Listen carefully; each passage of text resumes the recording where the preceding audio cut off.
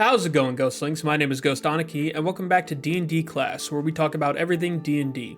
Today we're going to be taking a look at a couple Homebrew Warlock patrons I made, the Horde and the Glitch. Your patron is not the smartest or strongest. It is not the most fearsome or beautiful. It is simply the most. It is the Horde. Sheer overwhelming number personified. Swarms of creatures, packs of lower-level entities, mass collections of spirits and shadows.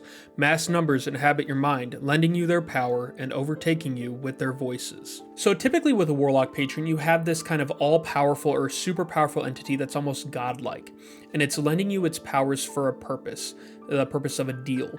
It will give you its powers, it'll lend you its powers if you do X, Y, or Z for it. The Horde is kind of the opposite of that. It still wants to make a deal, it still wants to get an end goal, but it's not this godlike being. The idea behind the Horde is smaller swarms that overwhelm. You have these mass swarms of creatures, whether it be insects, birds, or shadows, spirits, whatever. The Horde can take whatever shape it wants to, but the idea is that it's this mass number of weaker entities that come together and create a powerful unit. And so that's where we get a lot of the features and abilities of the Horde. So with every Warlock patron, you get an expanded spells list, and you get 4 features at level 1, 6, 10, and 14. So the expanded spells list for any of the Warlock patrons are spells that you wouldn't normally have access to that come from a different class. So for the Horde, at level 1 you get access to Detect Good and Evil and access to Dissonant Whispers. As an example, Dissonant Whispers is usually one that's seen with bards. It's on the bard spell list. But when you take on this patron, you get access to it, to use it as a known spell. At level 2, you get access to Blur and Pass Without Trace. At level 3, you get Bestow Curse and Tiny Servant.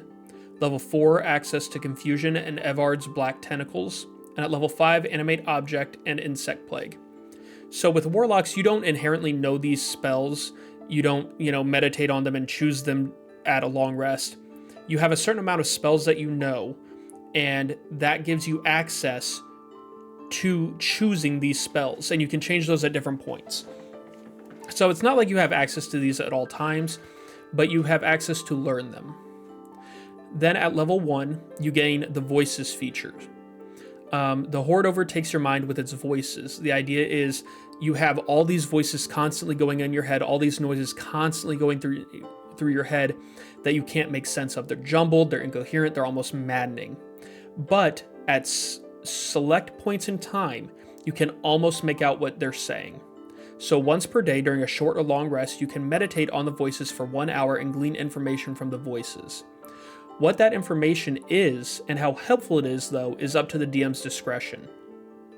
So the idea behind this I kind of took from one of the backgrounds. I think it's the Hermit background, that you gain from your meditation and your solidarity, you gain some sort of special information that only your character has. Something about the world, some truth about the world. It's the same kind of thing, but more utility to it, where you can use it multiple times and gain information from the voices from the patron at different points. At level 6, you get the Swarm. Like I said, the idea behind the Horde is this overwhelming power, this overwhelming with numbers. And so it changes how your Eldritch Blast takes form and what it can do. Your Eldritch Blasts now take the form of a shadowy swarm. This could look like bugs or birds or spirits, a ton of shadows. It's your choice what it looks like. This change of form also adds damage to your Eldritch Blast. Choose one of any damage type, physical or elemental. So that's your things like pierce, bludgeon, slash, poison, fire, cold, things like that, other than force damage. Your Eldritch Blast now does 1d4 of that type in addition to its normal force damage. So the standard Eldritch Blast does 1d10 force damage.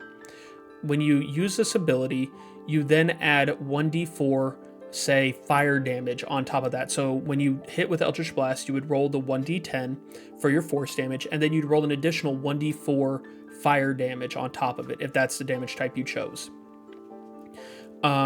You can change the shape and damage type at each long rest. So whenever you take a long rest, you can change what the look of the Eldritch Blast is and what the extra damage type it is. This damage applies to all Eldritch Blasts you fire. So, for example, if a Warlock fires off multiple blasts at once, there are some abilities that allow you to blast 2 or 3 Eldritch Blasts at once. This damage would apply to all of them. And this damage can be added 3 times per long rest. So once you use this ability 3 times, you have to take a long rest before you can do it again. So in a combat, you can do added fire damage or cold damage 3 times to your Eldritch Blasts. At level 10, you gain access to Overwhelming Presence. As you grow stronger, so does the presence of the Horde. That's a common theme with a lot of patrons and warlocks is as you grow stronger, so does the power that you can wield from your patron, or sometimes so does your patron. Your patron is maybe regaining their powers or regaining their strength. As a bonus action, you can let loose the Horde's presence. Creatures within 10 feet of you must make a wisdom saving throw against your warlock spell save DC. Any creature that fails is frightened of you until the end of your next turn and takes 1d10 psychic damage. If they succeed on the saving throw, they are not frightened of you and only take half the damage. This ability can be used once per long rest. So the idea is you're releasing these shadowy swarms from your head, from your presence. They go out, they make the enemy frightened of you, and then they come back. Now, with the 1/2 damage, just as a reminder, typically those kinds of things, if it's, say, you roll an odd number, that goes in the player's favor. So if you roll a 7, let's say, you would do 4 damage. 3 doubled goes to 6, 4 doubled goes to 8. You can't really roll a 3.5, so it goes in your favor, you roll 4 damage. With Overwhelming Presence, you also gain proficiency in the Intimidation skill if you don't already have it. And at level 14, you gain Legion's Defense. The Horde lends you its protection of numbers, so think of like this wall that you make out of a swarm of bugs or spirits or something like that. As a reaction, you can impose disadvantage on an enemy's attack against you or an ally within 10 feet of you. This ability can be used 3 times per long rest.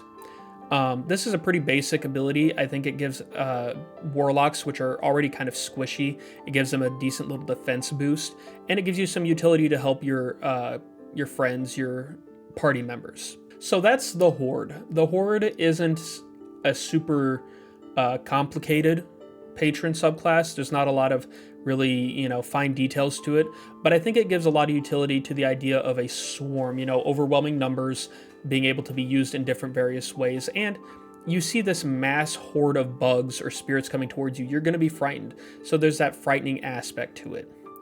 Next up, we have the Glitch, which is another patron subclass that I've created alongside with this. Your patron is an invader and corruptor. They enter systems through force, stealth, trickery, or however else they see fit. Once in, they only serve to create chaos in the system. They are the Glitch. They are not just a glitch in technology, they are a glitch in any system. They invade, override, corrupt, and then create chaos. And now, you do as well. So once again, we have our expanded spells list with the Glitch Patron. At level 1, you gain access to Alarm and Identify. Level 2, Arcane Lock and Wrist Pocket. Level 3, Blink and Sending. Level 4, Arcane Eye and Summon Construct. And level 5, Anti-Life Shell and Pass Wall. So everything with the Horde was based in overwhelming and swarming. Everything with the Glitch is based in the steps that a glitch takes to overtake a system, and things that have to do with security systems in technology and kind of the idea of glitching in and out of a system, things like that. In my mind, a glitch takes steps in how it invades a system. It invades, it overrides, it corrupts, and then it creates chaos. And that's what the abilities you gain do. At level 1, you gain the feature Invade. The Glitch is an invader. It changes its forms to gain entry into a system. You think of malware. Malware takes different forms to gain access to the system. It can look like an email, it can look like a pop-up ad, it can look like anything that allows it to trick you into opening it and allowing the malware into your system. And your physicality has changed to reflect this. When focused on, your body appears shifting like static. You only need half the food and water you normally would, and you gain the benefits of a long rest from a short rest. you don't provoke attacks of opportunity during combat, and you gain proficiency in your choice of either stealth or deception. All this goes into the idea of you're invading into a system. You're working your way into, a combat scenario, weaving in and out of enemies, or making your way in and out of somewhere you're not supposed to be. At level 6, you gain the ability Override. Through your ability to infiltrate and invade into systems, you have learned to override programming. You've learned to overthrow the original programming of the system you're invading into, whether it be technological or biological, like the mind, and replace it with your own command. So for the first part of Override, you now can speak to both magical and non-magical technology. It's kind of up to the DM what that qualifies as. They may count certain magical items as magical technology or not. It's really up to the DM's discretion, but you do have that ability to speak to technology of different kinds. And the spell Command as a Warlock spell. This does not count against the number of spells you can know. So you constantly just know Command as a spell. It doesn't count against the spell number and you have access to it constantly, as long as you have the spell slots available. And the idea behind this command spell is that once you're into the system, you're commanding it to do what you want. You're changing it and reforming it so that it follows your programming instead of its original programming. And you are the one in command now. At level 14, you gain access to the feature Chaos. You now embody the chaos created by a system intruder. When malware enters a system, it either makes the system harder to use, impossible to use, gives access to an outside person or thing. Any number of things can happen, but all of it creates chaos for you. The confusion you create is random and strange. Once per long rest, you can enact chaos. Any creature, friendly or enemy, that you can see within 40 feet of you must succeed a wisdom save check against your warlock spell save DC. If they succeed, nothing happens. Any that fail are subject to the effects. Roll a d12 on the effects table below. This determines the status effect those that fail are met with. The status goes into effect immediately and is in effect until the creature ends it themselves, is healed of it, is immune, or until the end of your next turn. So, to show you what this kind of looks like, say you have a party of 5, including yourself, and 5 enemies.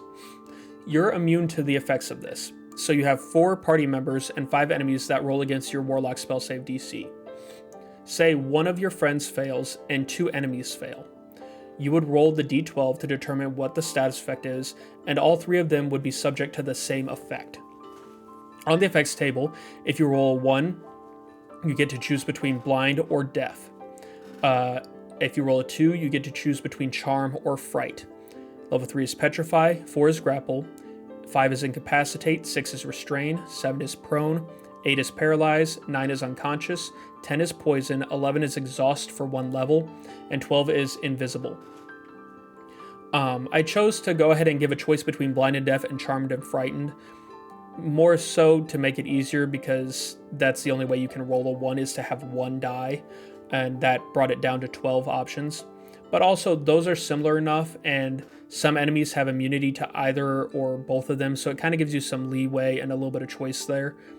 And then with effects like grapple or restrain, as a DM, you can explain it as it almost is like an invisible entity is doing the grappling or restraining, but there's nothing really there.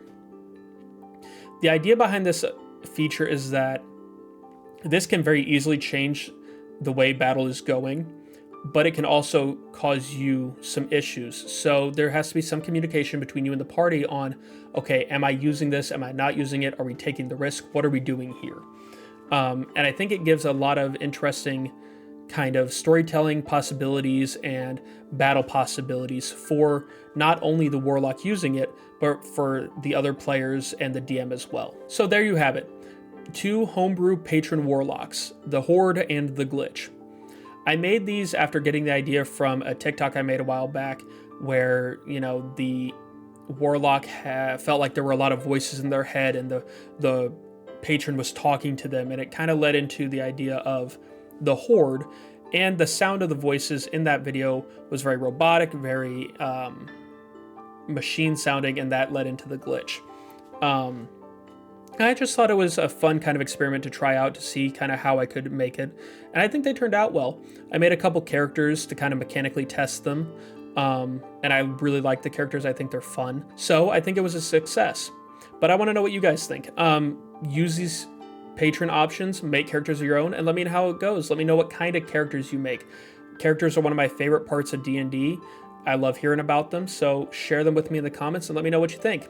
And with that, thank you all for being here. I greatly appreciate it. Be sure to share with your friends, share with your family, share with your neighbors, and share with your party warlocks. They're creating chaos. They're making deals with bad people, things. They need a break. Share with them. Have a great night, great week, great day, great everything, and I'll see you in the next video. Bye, Ghostlings.